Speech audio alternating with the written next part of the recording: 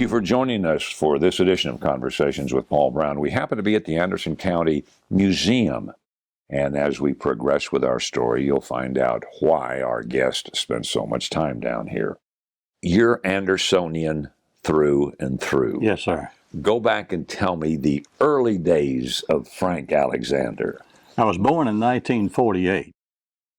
At the hospital right now? At the hospital right here. Okay. I was born at 6 months. I'm a miracle baby. I weighed 2 pounds and 10 ounces the day I was born. I weighed 1 pound and 15 ounces the next day.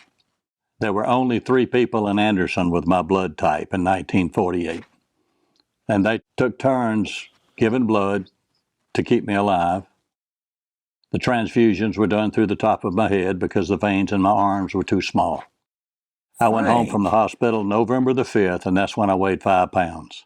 Do you know the 3 people?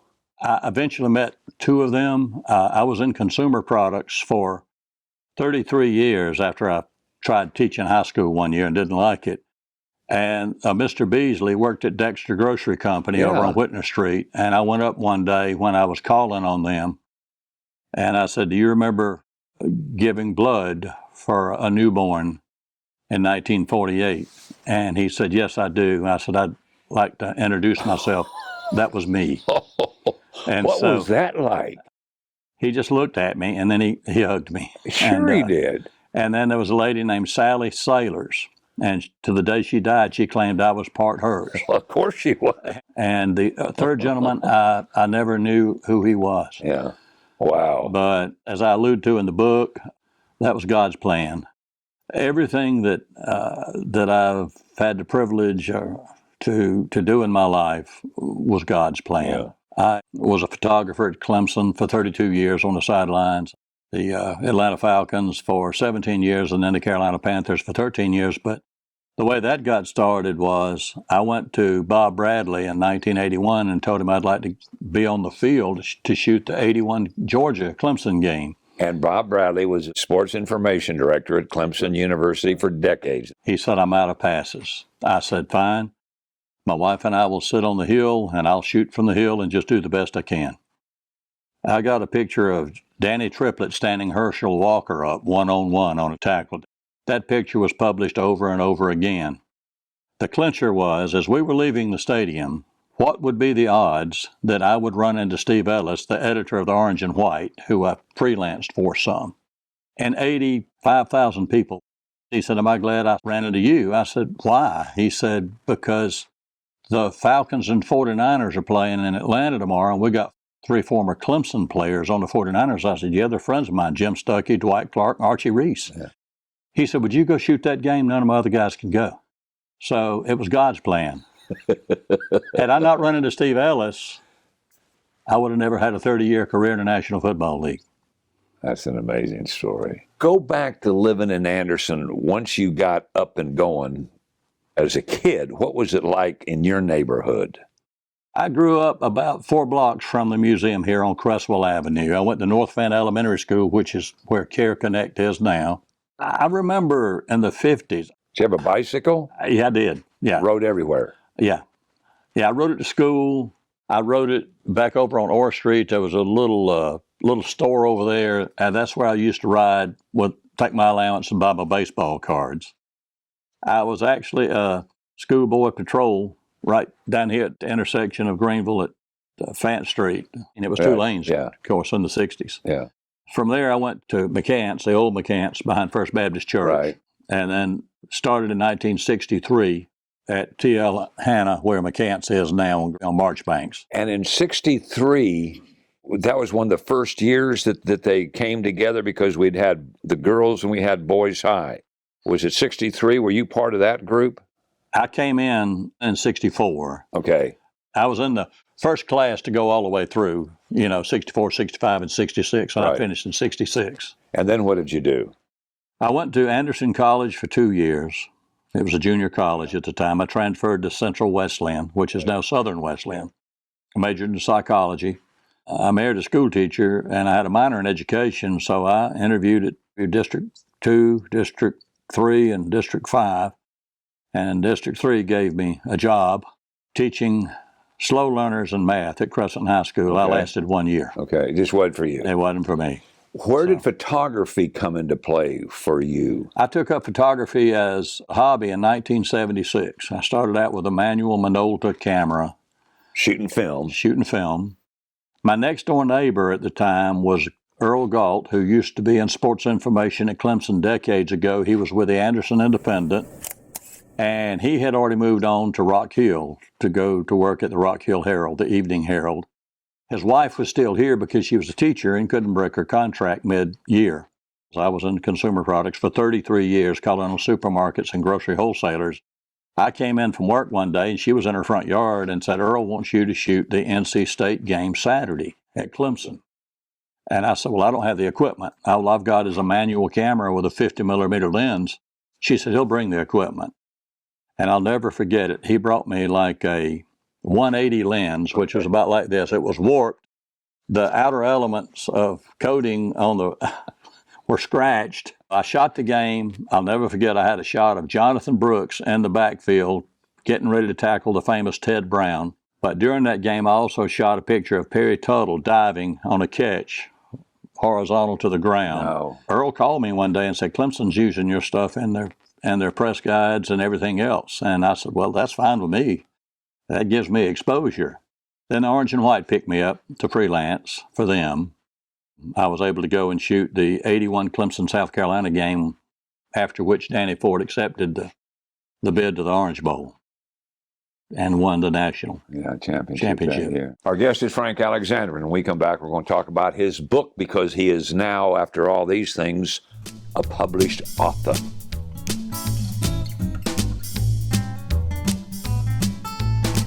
What was your involvement with Hannah football? In the 70s, I bought a couple of extra lenses after I started shooting on a regular basis at Clemson. I think I had probably don't even make it anymore. It was a Soligar 75 to 200 or 260 lens or something. But the f-stop was such that I could not shoot night football really well. I could shoot daytime, and I just had to do the best I could. In the 70s, I started shooting Hannah football when they were playing over at District 5 Stadium. But that's when I started shooting. And, then I started the NFL career and started at Clemson in 77. And then I started with the Atlanta Falcons in 81. I was with them until the Panthers were formed, and Mark Richardson, whose father founded the Panthers, was a friend of mine because he played on the 81 national championship team at Clemson. We'd been friends all those years.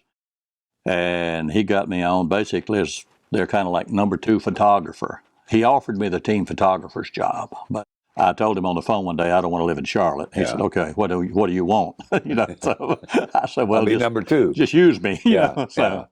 Anyway, I started shooting Hannah, and even all the years I was shooting at Clemson and the NFL, I still made time to devote a lot of photography to T.L. Hannah. When did the idea of a book come about? Okay, I broadcast. I was the color analyst 2014 through 2018. This is after Richard Shirley had given it up. Right, at Hannah. And it was during the year of 2016, John Cann, then athletic director at Hannah, sent me a text. And he said, "You've been assigned the responsibility of helping the offensive line coach, who was then David Powell, build the website for the history of Yellow Jacket football, I guess for the school." Okay. Had you ever done anything like that before? I never had. So this is all new to you. New to me. So they gave me a spreadsheet that had everything from 1950 by line item, by year. And it had the coach's name, games played, wins, losses, ties, points scored, and points allowed. 1950 through 2015. That was pretty good, wasn't it, that they would have kept those? Yeah, but I'll tell you what I had to do with them. I thought getting the rest of it, which was 1921 through 1949, would be a piece of cake. Basically, I could come here, I could go to the county library, the school library. I've got a collection of old Tidings yearbooks. I thought all I've got to do is go to yearbooks and find my information. Well, to do 1921 through 1949 took 3 years. It came to me one day, if I'm going to put this kind of work into something, I'm going to put it in book form. Nobody's ever done it. Nobody probably will ever do it unless I do it. It rolled on to around 2020, and I thought, I might need to check what they gave me for accuracy.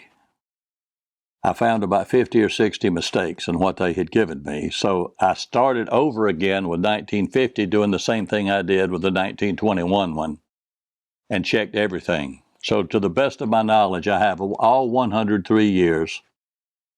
The Yellow Jackets played 1,109 games. I've got every game we played with our opponent and final score in the book. Games played, wins, losses, ties, points scored, and points allowed, with the grand totals of everything. And I've also got them categorized by coaches for each of their tenures, all the way down to the average points scored per game. Good night, Frank. What coach was at Hannah the longest? Jim Frazier, 17 years. And how was his record compared to others? I think he finished probably second or third. When Coach Herron came in 2018, he was only here 2 years, but see, he went 25-2 in 2 years, and Jason Tone has got like a 80-something percent winning percentage. So those two would be number one and number two. And I told Jeff on the field the other week at a Hannah game, I still shoot a couple of Hannah games every year just to do it. Yeah. But I said, your record will never be broken. I mean, he had like a 93% winning percentage. Which is pretty unusual. Yes, right. Very unusual. Yeah. Going back to the early days, back in 2021, from your research, what did those teams look like? Were they still 11 players on a team? There were. At one time, and if you do enough research on this, you'll see, like on Max Preps and some others, you can look up 8-man squads, which may have existed somewhere, but I don't think they ever existed around here. Okay. But they had very little equipment as far as padding. Oh, yeah. Yeah, almost no padding, leather helmets, no face masks. That was when football was football, brother, I'm telling you. I've got shots I did of Joe Montana, and you could see the padding under his jersey, even back in the early 80s, to protect his ribs and things.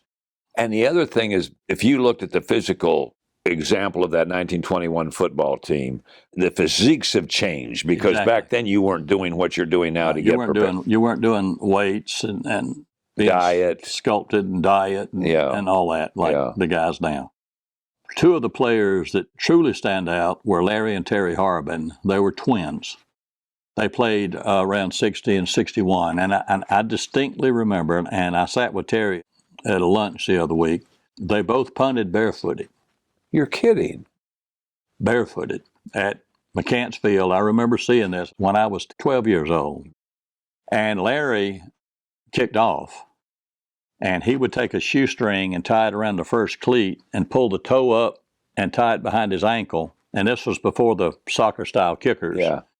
And I still remember, I told Terry this, I still remember seeing his brother Larry kick off at McCants Field and kick the ball through the uprights on the other end of the football field. No. They both went to Appalachian State and told them that now we're both kickers and we both punt barefooted, and they let them.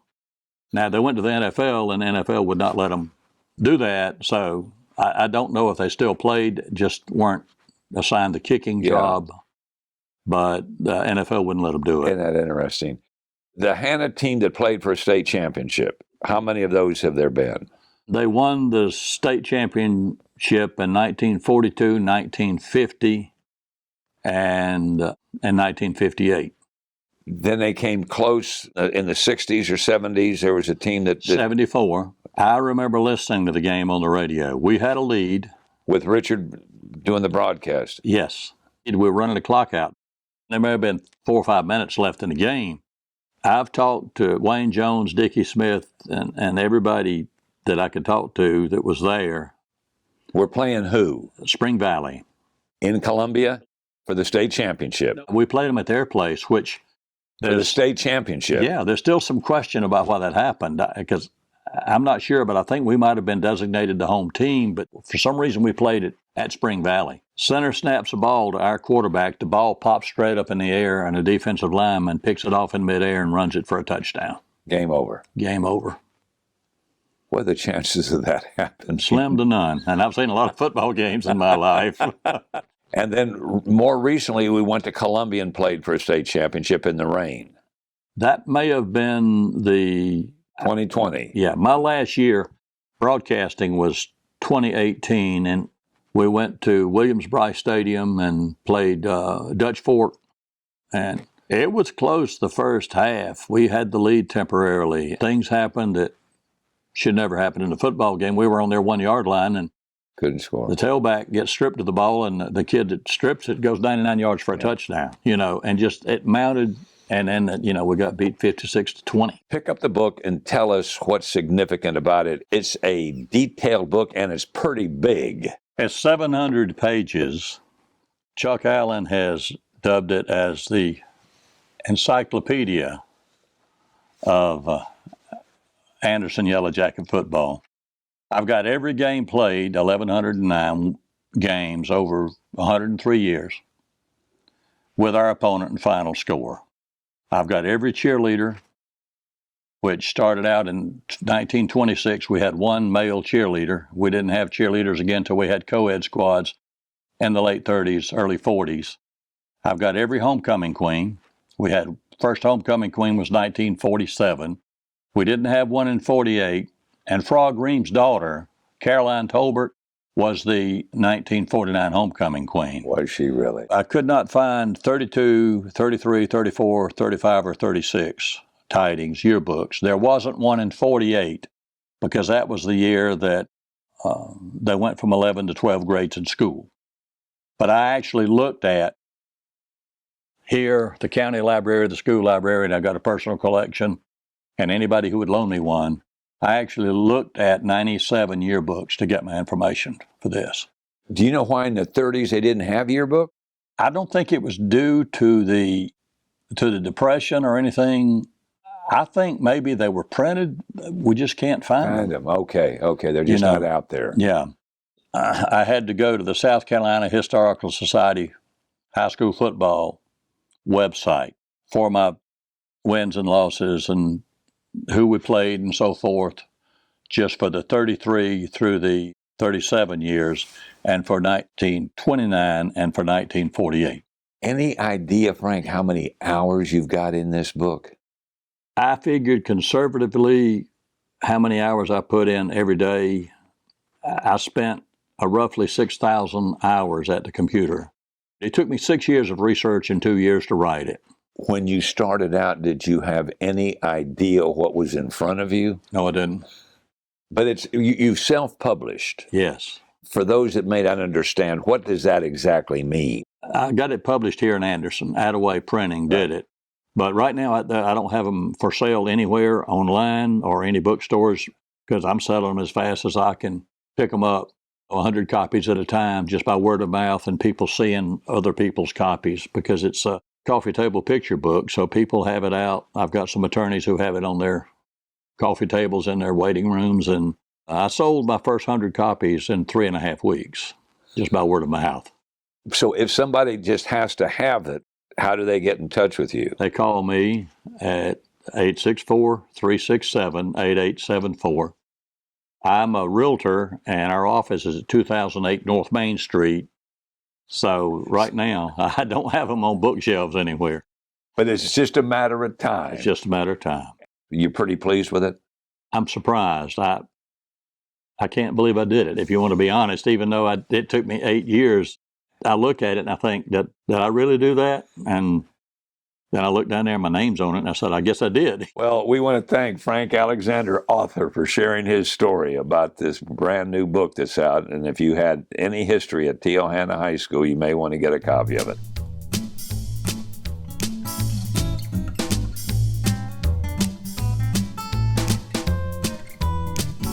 Brought to you by the folks at Anderson County.